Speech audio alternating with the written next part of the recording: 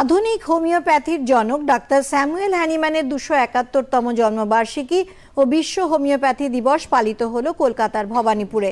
উপস্থিত ছিলেন national commission for হোমিওপ্যাথির শিক্ষা দপ্তরের প্রধান ডাক্তার রজত চট্টোপাধ্যায় সহ আরও বিশিষ্ট ডাক্তাররা।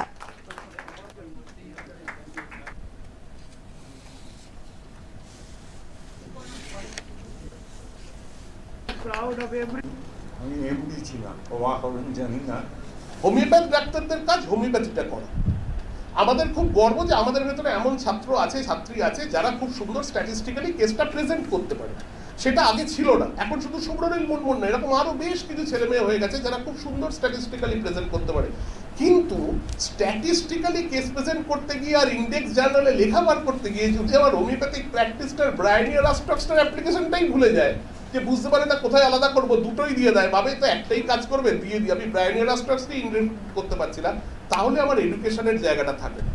তা এই জায়গাটা আমাদের কিন্তু হোমিওপ্যাথি আজকে অনেক জায়গা খারাপ হয়েছে, সারা পৃথিবীতে জুড়ে হয়েছে, কিন্তু যেখানে যেখানে প্র্যাকটিসটা ঠিক আছে সেখান থেকে হোমিওপ্যাথি উঠতে পারেনি।